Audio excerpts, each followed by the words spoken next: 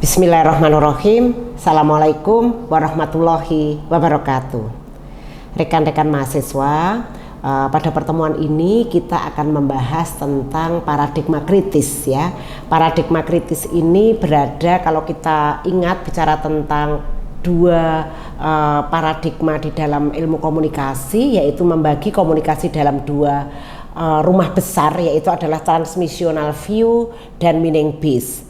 Nah, 2 minggu lalu dan minggu kemarin kita sudah membahas tentang transmissional view, baik untuk positivistik maupun post positivistik, dan juga sudah belajar tentang meaning based. Dalam hal ini adalah paradigma interpretif. Nah, saat ini kita bicara tentang komunikasi yang kita maknai kategori meaning based atau komunikasi sebagai produksi makna. Di sini adalah secara khusus akan bicara tentang paradigma kritis.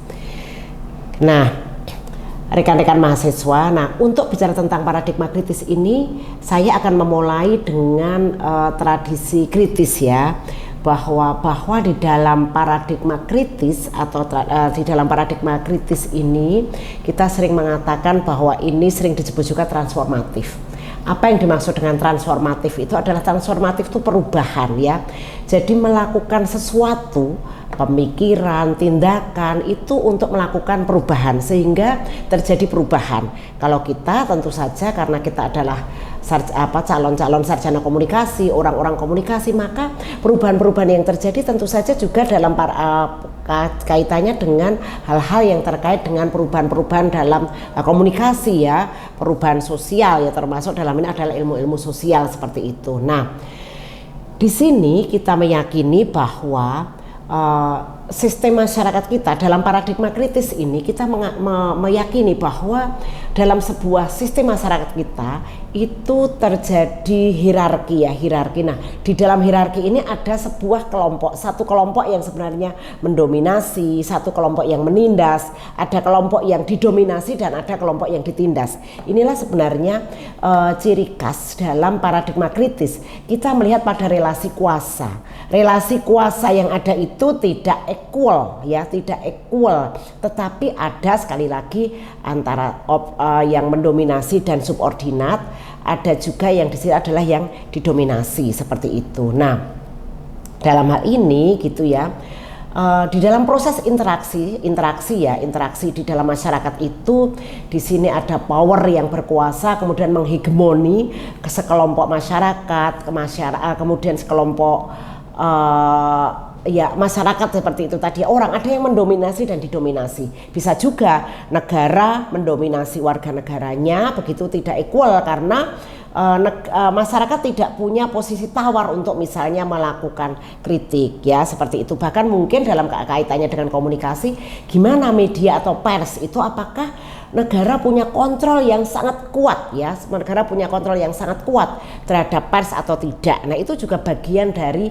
kita itu equal. Nah, ketika dalam sebuah negara yang demokratis tentu saja pers boleh bersuara ya, boleh bersuara mengkritisi pemerintah, tetapi ketika ada yang mendominasi itu juga kemudian maka kemudian kita perlu melihat relasi kuasanya seperti apa, seperti itu. Nah, termasuk dalam bidang-bidang komunikasi tentu saja ini tidak semata-mata bicara tentang relasi kuasa, itu tidak hanya terkait dengan relasi kuasa negara terhadap rakyatnya, itu tidak, tetapi juga bisa corporate ya, bagaimana corporate sebagai salah satu pilar dalam sebuah negara demokrasi ini juga mendominasi masyarakat seperti itu. Ini juga berarti relasi kuasa itu tidak adil. Nah, pemikiran-pemikiran dalam teori kritis di dalam paradigma kritis itu adalah ketika kita melihat sebuah relasi yang tidak setara, relasi yang tidak equal. Tadi bisa jadi misalnya antara jenis kelamin satu dengan jenis kelamin yang lain, dia yang satu mendominasi, yang satu didominasi. Begitu juga misalnya dalam sebuah kultur, misalnya etnis, kelompok etnis yang satu mendominasi etnis yang lain, itu adalah terjadi relasi yang tidak setara seperti itu.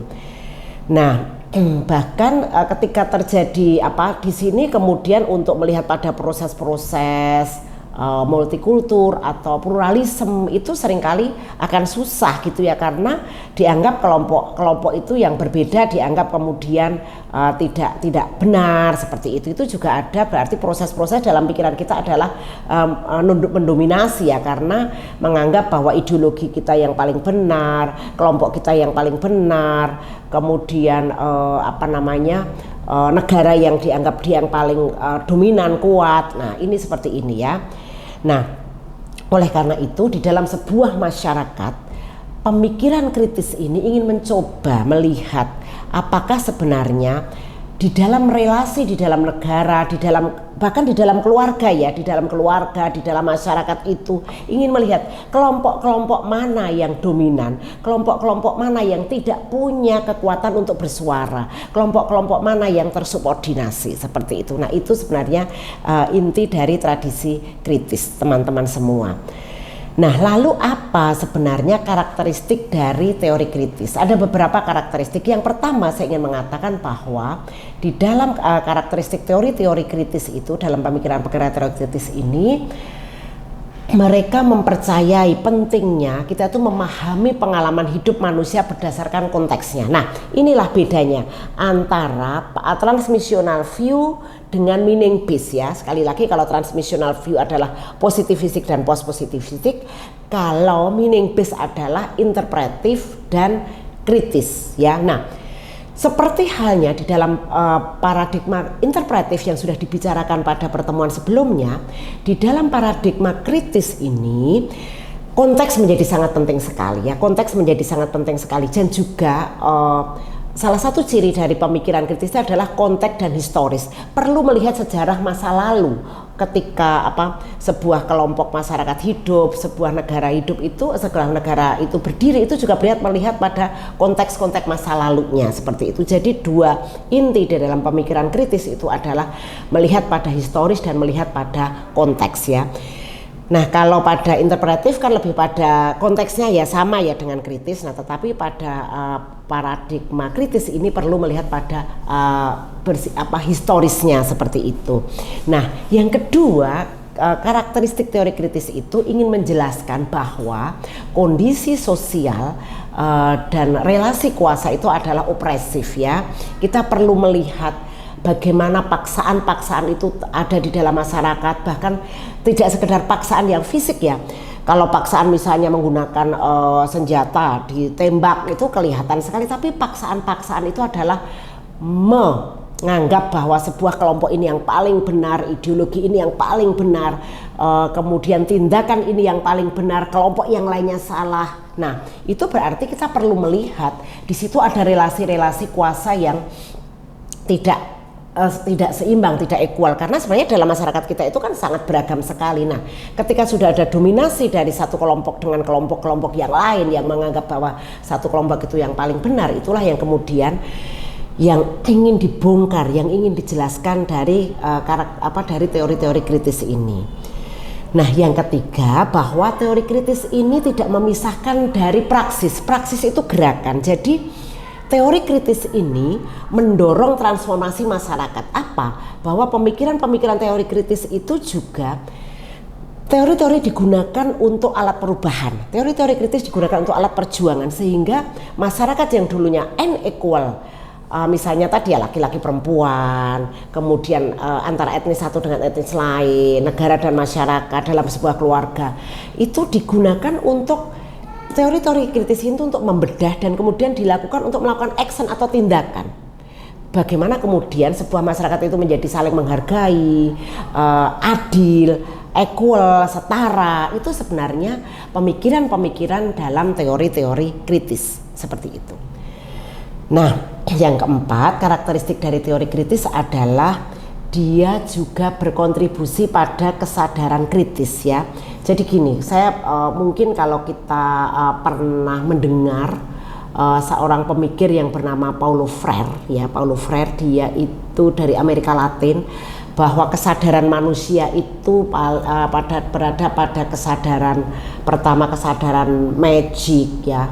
Magic itu ya karena ini takdirku seperti ini dan sebagainya, kesadaran naif ya, kesadaran naif. Nah, yang paling tinggi manusia itu harusnya dia berada dalam kesadaran kritis. Kesadaran kritis itu ketika kita mampu bahwa kondisi kita itu terjadi ketidakadilan itu karena ada struktur yang menindas, karena ada struktur di dalam masyarakat kita yang tidak adil, bukan karena semata-mata itu takdir, bukan semata-mata karena itu ya memang karena saya kurang berusaha keras, bukan itu, tapi melihat bahwa kondisi ketidakadilan itu karena ada struktur yang menindas, struktur yang tidak adil. Misalnya dalam dunia media ada satu kelompok ya, korporasi besar yang kemudian tentu saja dia punya korporasi besar gurita di mana-mana, dia menjadi dominan, maka kemudian pemikiran-pemikiran dia yang akan menjadi dominan karena dia punya alat-alat yang sangat banyak sekali seperti itu, punya tangan di mana-mana. Tapi bagi orang yang gurem, yang misalnya dia punya media yang sangat kecil, komunitas ya tidak bisa ini, ya tentu seringkali pemikiran-pemikiran, wacana-wacananya juga akan kalah dengan pemikiran-pemikiran yang dominan yang dimiliki oleh pemilik modal yang besar seperti itu. Ya, itu jadi ada proses-proses emansipatoris. Emansipatoris itu ada ada keterlibatan. Tidak hanya kelompok-kelompok tertentu saja yang boleh bersuara, yang didengarkan, tapi semua masyarakat itu harusnya juga berpartisipasi. Maka seringkali disebut dengan penting sekali bahwa salah satu ciri khas teori kritis itu adalah kesadaran kritis dan ada emansipatoris praktik. Jadi bagaimana dalam proses-proses pengambilan keputusan, proses-proses di dalam masyarakat itu melibatkan berbagai macam kelompok di dalam masyarakat. Itu salah satu juga menjadi ciri khas dari teori kritis. Jadi paling tidak ada 4 itu ciri-ciri dari teori kritis yang bisa kita pahami. Nah, teman-teman semua, merujuk pada sejarah, kita perlu melihat akar sejarah munculnya pemikiran kritis.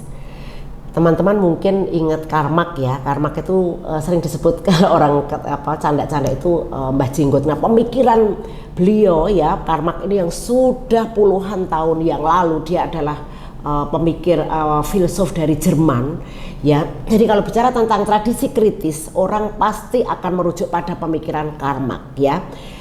Pemikiran Karmak itu apa? Meskipun seringkali orang yang tidak membaca bukunya Karmak, orang belum memahami pemikiran Karmak itu sering menyamakan antara pemikiran Karmak itu Karmak sama dengan komunis, padahal itu salah besar ya, salah besar.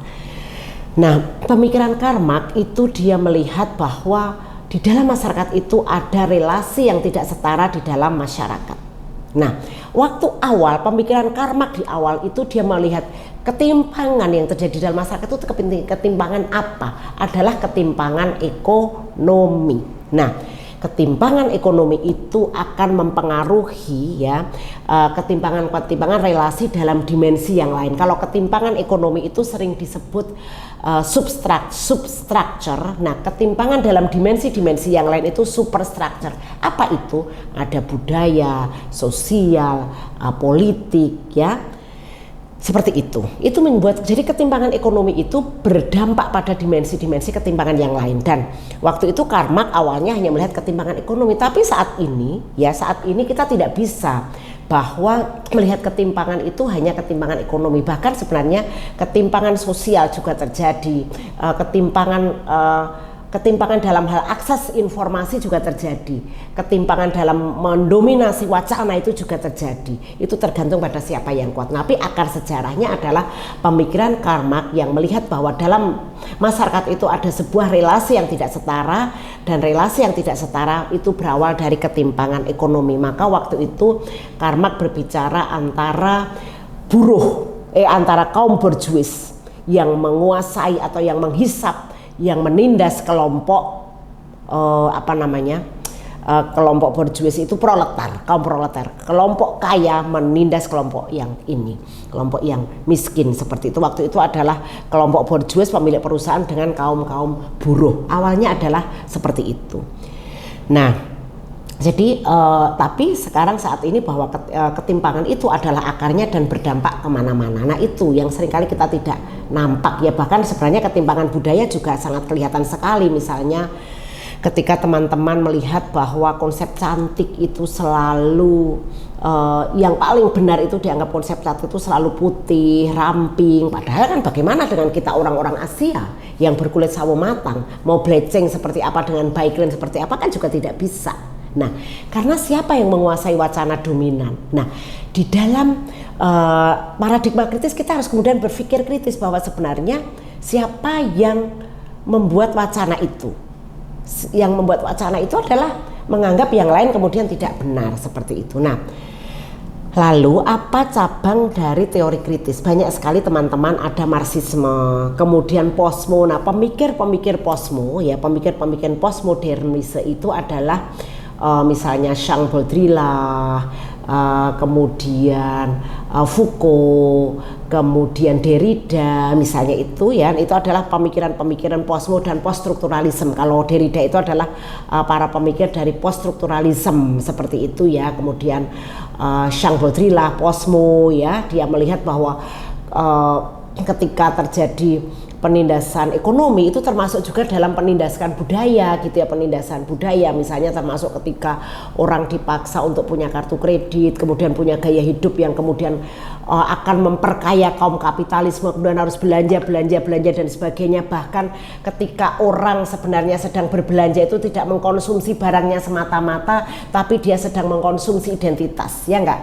Ketika orang membeli tas Louis Vuitton, itu sebenarnya kan tidak sekedar membeli tasnya, tapi dia sebenarnya sedang memberi merek dan ingin menunjukkan di dalam masyarakat siapakah dia. Nah, ketika kemudian dengan iklan dibombardir iklan agar orang terus-menerus mengkonsumsi produk-produk, membeli, yang kemudian yang akan tetap kaya adalah kaum kapitalisme, ya enggak, yang memproduksi barang-barang yang bukan. Nah, konsumen itu diminta untuk membeli dan seterusnya. Nah, ini adalah pemikiran-pemikiran yang juga penting di dalam posmo, termasuk poststrukturalisme. Frankfurt School teori juga ya, Frankfurt itu ada di Jerman, itu sebenarnya juga nanti pemikir-pemikir kritis itu berasal dari Frankfurt ya, itu melahirkan teori-teori kritis ya. Frankfurt School itu cultural studies yang dimulai dari Stuart Hall, kemudian postkolonial ya, postkolonial itu banyak pemikir-pemikir dari India seperti Gayatri Spivak ya, Mohanty, itu adalah pemikir-pemikir postkolonial. Nah, ini adalah dia melihat relasi yang tidak adil antara negara yang dijajah dengan negara yang penjajah seperti itu. Dan feminisme ini melihat relasi yang tidak adil antara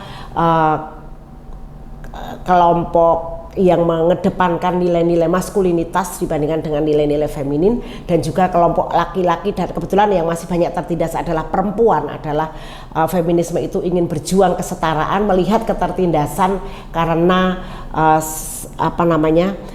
terjadi relasi kuasa yang tidak seimbang antara laki-laki dan perempuan seperti itu. Nah, ini semua ya, teori-teori ini adalah cabang-cabang teori kritis yang dia melihat pada relasi kuasa yang tidak adil di dalam masyarakat. Seperti itu teman-teman semua. Nah, cultural studies ya teman-teman, ini adalah juga warisan dari kaum Marxis ya. Karl Marx tadi disebut Marxis itu karena pengikut Marx ya, dinamakan Marxian. Kalau Marxisme, kalau ada ismenya itu adalah ideologi, tapi kalau Marxian itu ya pengikut-pengikutnya seperti itu. Nah, di sini pertama dia juga melihat bahwa relasi pemilik modal dengan buruh ya, sekali lagi tadi ya, kalau Marxian tadi seperti itu. Nah, kalau di Frankfurt School tadi dia melawan sistem yang menindas, yang dominan seperti itu. Nah, kemudian ini adalah juga bagian dari cultural studies teman-teman. Nah, kalau secara khusus bagian cultural studies itu mengarah pada politik identitas. Politik identitas itu apa? Identitas itu kita ya apa?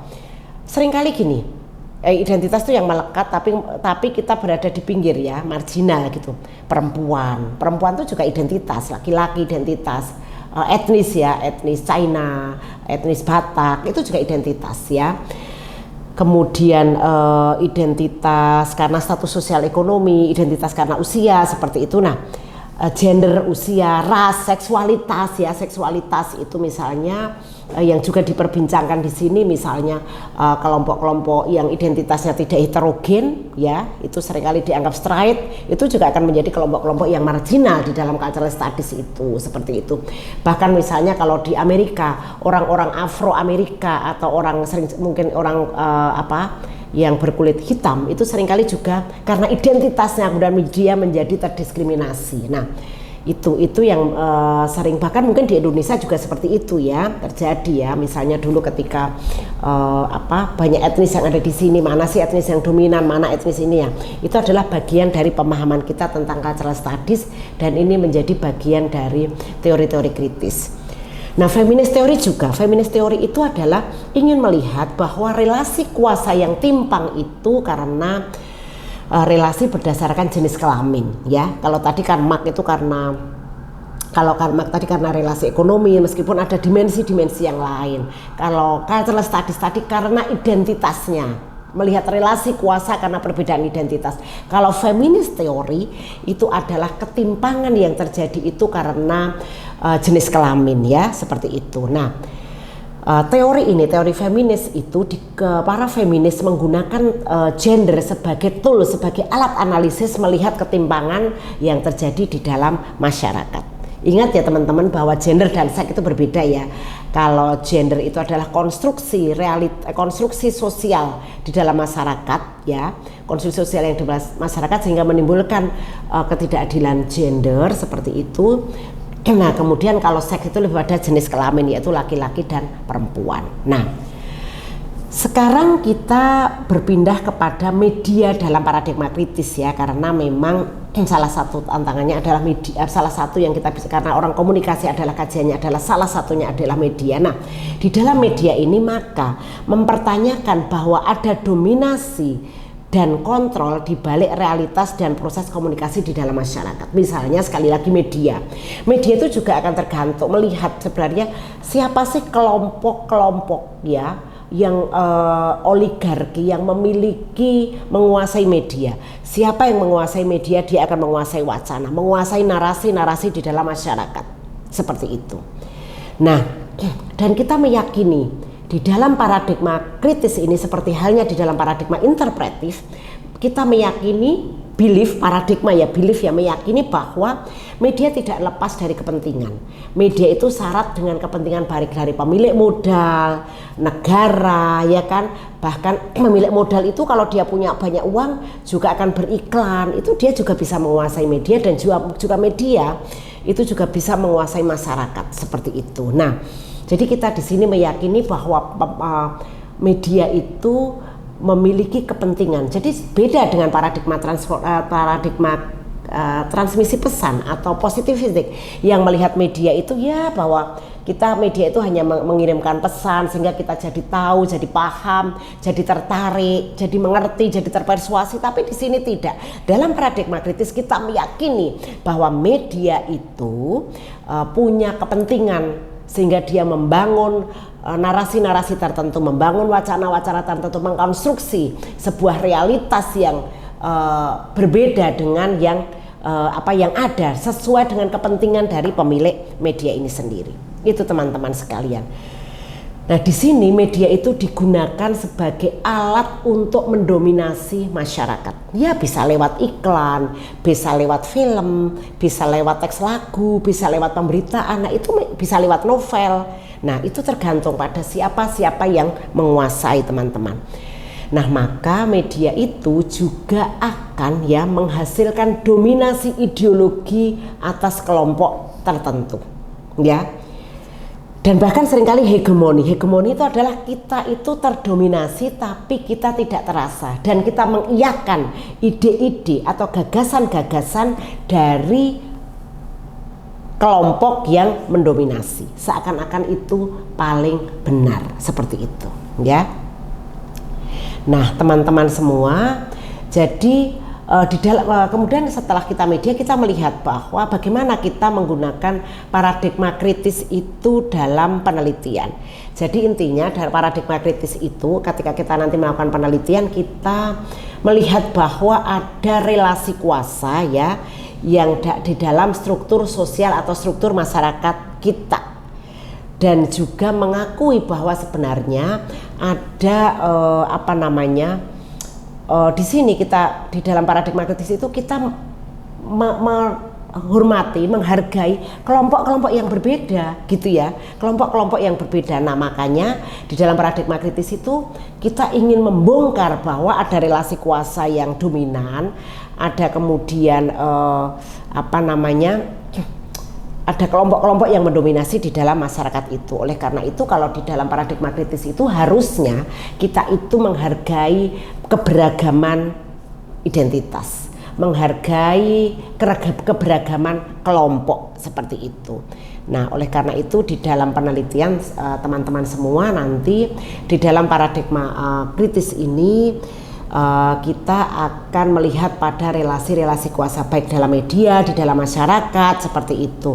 Nah, seringkali maka kita di sini banyak juga ini sebagai sebuah aplikasi dalam banyak untuk digunakan action research atau riset yang penelitian-penelitian tindakan atau applied research, dan sebenarnya lebih banyak juga participatory research ya, participatory research. Makanya seringkali kan tadi salah satu hal yang sangat penting di dalam ini adalah emansipatory ya, keterlibatan kelompok-kelompok di dalam masyarakat itu menjadi sangat penting sekali. Nah, ini teman-teman semua apa yang penting di dalam paradigma kritis ini, bahwa kita dalam paradigma kritis ini sekali lagi kita peneliti itu nanti tidak berjarak dengan yang diteliti, karena kita menjadi bagian dari kelompok yang ditindas, karena kita menjadi bagian dari kelompok yang tersubordinasi, kita berada di dalam di dalam mereka, jadi keberpihakan kita itu jelas ya. Kalau kita kemarin ingat misalnya ada ontologis, epistemologis, aksiologis. Nah, aksiologis nilainya itu di mana posisi peneliti adalah kita terlibat. Standpoint kita jelas bahwa kita berada atau berpihak dalam kelompok-kelompok yang tertindas. Seperti itu teman-teman semua. Jadi sekali lagi bahwa inti dari teori kritis tadi adalah ingin melihat pada relasi kuasa, kemudian juga yang penting juga bahwa konteks dan historis itu menjadi sangat penting sekali untuk dilihat. Siapa yang menjadi rujukan teori pertama adalah Karl Marx ya, dengan pemikirannya dia melihat ada relasi kuasa yang tidak adil di dalam masyarakat, ketimpangannya.